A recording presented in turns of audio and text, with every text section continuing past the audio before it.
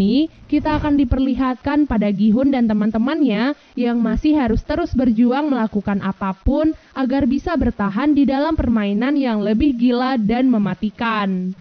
Sebelum kita ke alur ceritanya, jangan lupa untuk like, komen, subscribe, dan nyalakan loncengnya ya guys. Tanpa berlama-lama lagi, yuk langsung aja kita ke alur ceritanya.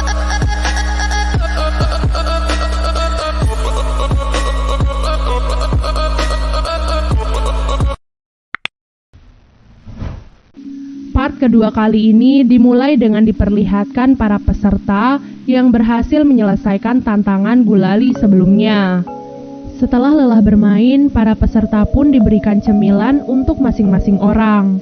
Doksu, Miryong, dan para anak buah mereka merasa tidak puas dengan pembagian itu dan memilih untuk mengantri lagi agar bisa mendapatkan cemilan lagi. Tak disangka jumlah cemilan itu ternyata sudah disesuaikan dengan jumlah pesertanya. Jadi karena perbuatan Doksu dan anak buahnya, beberapa peserta pun tidak mendapatkan bagian cemilan. Seorang peserta yang tidak mendapatkan bagian lantas mengamuk dan mencoba melawan Doksu. Namun sayangnya ia malah dihajar oleh Doksu sampai tewas. Semua peserta yang menonton kejadian itu pun sangat terkejut dan meminta panitia untuk melakukan sesuatu. Panitia sama sekali tidak peduli dengan apa yang terjadi di luar permainan. Yang ada mereka malah menampilkan bahwa dengan tereliminasinya seorang peserta, maka hadiah uangnya akan semakin bertambah.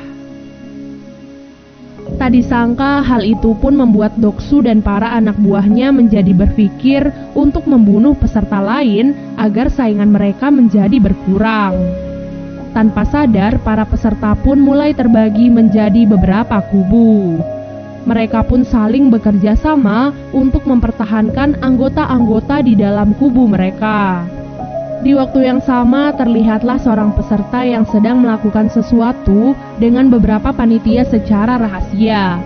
Rupanya peserta itu adalah seorang dokter dan beberapa panitia di sana melakukan suatu kejahatan yang tidak diketahui oleh sang penyelenggara.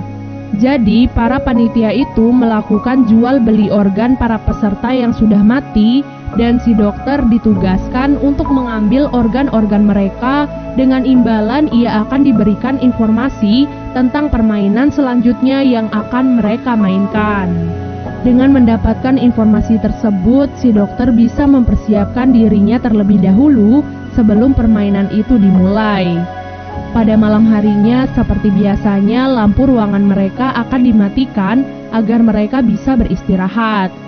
Namun kesempatan itu malah digunakan oleh Doksu dan anak buahnya untuk membunuh para peserta di dalam kegelapan. Malam mengerikan itu dipenuhi dengan teriakan kesakitan dan darah di mana-mana. Ditambah lagi dengan keadaan yang gelap gulita, mereka pun menjadi kesulitan untuk menyelamatkan diri. Gi-hun, Sang-woo, dan Ali pun langsung bergerak untuk menyelamatkan kakek Ilnam. Namun mereka tak bisa menemukan kakek Ilnam di kasurnya. Ternyata kakek Ilnam sudah lebih dulu menyelamatkan diri dengan pergi ke tempat yang paling atas. Dari posisinya itu, ia berteriak meminta para peserta untuk berhenti saling membunuh satu sama lain. Di saat itulah para panitia pun datang dan mengamankan situasi. Ruangan itu terlihat sangat berantakan dengan mayat yang berserakan. Mayat-mayat itu kemudian dibersihkan dan dipindahkan oleh panitia tersebut. Singkat cerita, keesokan harinya mereka pun dikumpulkan kembali untuk mengikuti permainan selanjutnya. Kali ini mereka diminta untuk membuat tim yang berisikan 10 orang. Si dokter yang sudah mengetahui permainan pun sengaja memilih Doksu dan anak buahnya sebagai timnya karena permainan yang akan mereka mainkan adalah tarik tambang. Sementara Gi-hun dan peserta lain yang tidak tahu apapun memilih teman-teman terdekat mereka dengan random. Bahkan tim Gi-hun dipenuhi oleh 3 wanita dan 1 kakek-kakek. Alhasil, tim itu pun menjadi sasaran empuk bagi tim lainnya. Tarik tambang yang akan mereka mainkan bukanlah tarik tambang biasanya. Mereka akan bertanding di atas ketinggian, sehingga salah satu tim yang kalah pastinya akan jatuh dan tewas.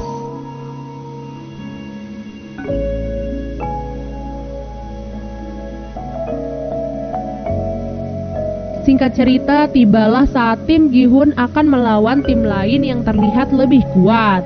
Sejak awal, Sang Woo merasa sudah putus asa melihat semua anggota-anggota di timnya.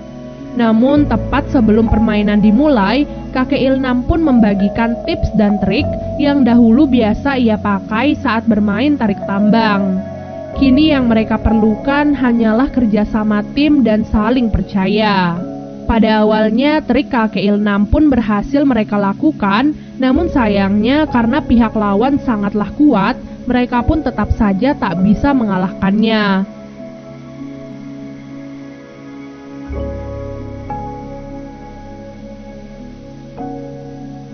Sampai di detik-detik terakhir, Sang Woo pun memimpin para anggota tim untuk melakukan langkah berani. Ia menyuruh mereka semua untuk maju 3 langkah. Hal itu dilakukan agar tim lawan otomatis terjatuh. Meskipun pada awalnya mereka sempat ragu, namun pada akhirnya berkat hal itu mereka pun dapat membalikan keadaan dan akhirnya dapat memenangkan permainan tersebut.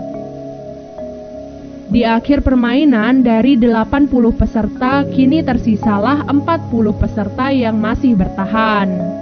Setelah permainan usai, seperti biasa, si dokter akan dipanggil untuk melakukan operasi pengambilan organ. Saat itu, Junho yang masih menyamar diminta oleh seorang panitia untuk ikut melakukan pengiriman organ. Di sanalah Junho melihat apa yang dilakukan oleh si dokter dan para panitia itu.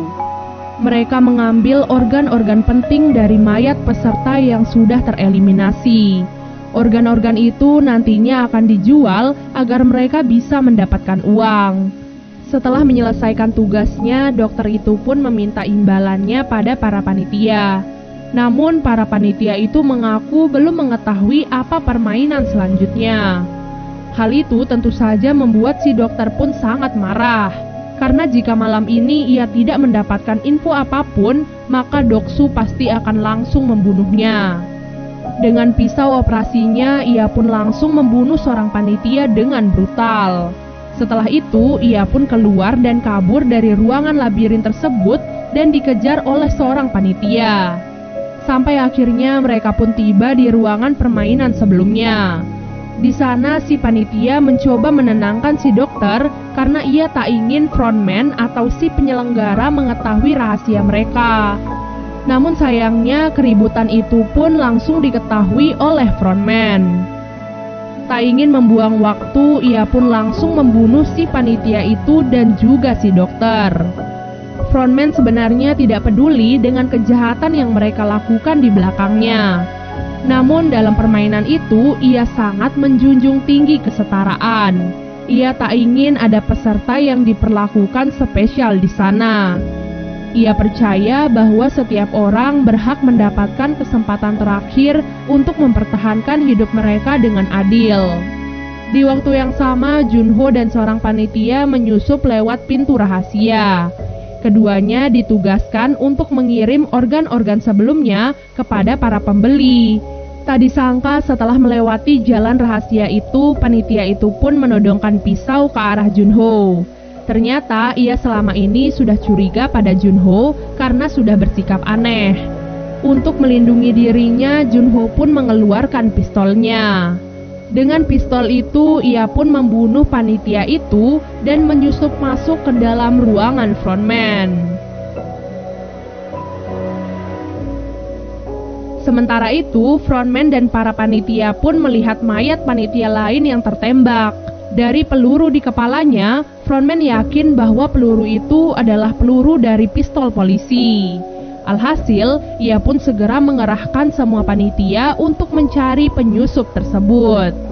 Sementara itu, Junho yang menyusup ke dalam ruangan frontman mencoba untuk mencari tahu informasi tentang kakaknya.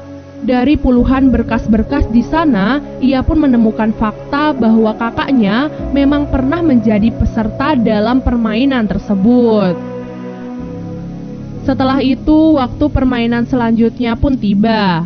Dalam perjalanan menuju ke ruangan permainan, mereka pun diperlihatkan mayat si dokter dan mayat panitia-panitia yang lain. Mereka secara resmi meminta maaf, sekaligus mengingatkan bahwa hal itu akan terjadi pada mereka jika mereka berbuat curang. Pada permainan kali ini, mereka diminta untuk berpasangan 2 orang. Karena jumlah peserta saat ini 39, itu artinya akan ada 1 orang yang tidak memiliki pasangan. Saat itu tidak ada satupun peserta yang mau berpasangan dengan kakek Ilnam. Mereka takut jika di permainan kali ini akan membutuhkan kekuatan. Karena merasa kasihan, Gi-hun pun memutuskan untuk berpasangan dengan kakek Ilnam. Pada akhir pemilihan pasangan, tersisalah Miryong yang tidak mendapatkan pasangan. Karena hal itu, ia pun dibawa oleh para panitia ke ruangan lainnya. Di ruangan permainan, masing-masing peserta diberikan 1 kantong yang berisi 10 kelereng. Dalam waktu 30 menit, peserta yang mendapatkan 20 kelereng di akhir permainan akan dinyatakan menang. Itu artinya mereka harus bersaing melawan pasangan mereka sendiri.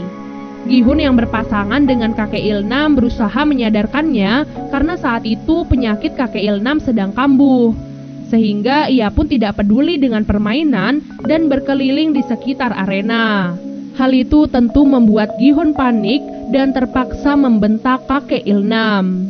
Dengan begitu kakek Ilnam pun sadar dan mau bermain dengannya.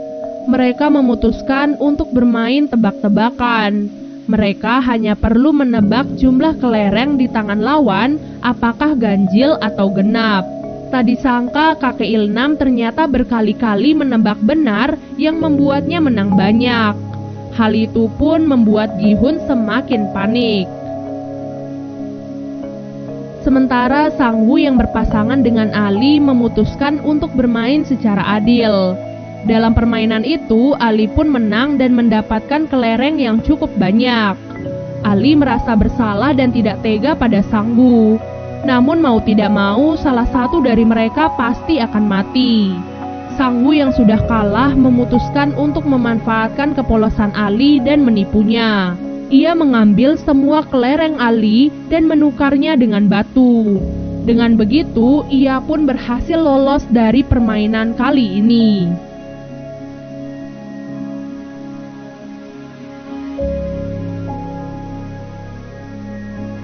Di sisi lain, Sebyok yang berpasangan dengan seorang wanita bernama Ji-young memilih untuk menghabiskan 30 menit mereka untuk mengobrol.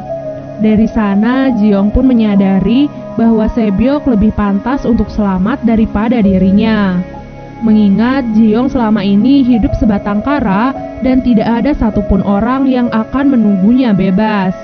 Oleh sebab itulah, ia pun memutuskan untuk mengalah dan membiarkan Sebyok lolos dari permainan itu.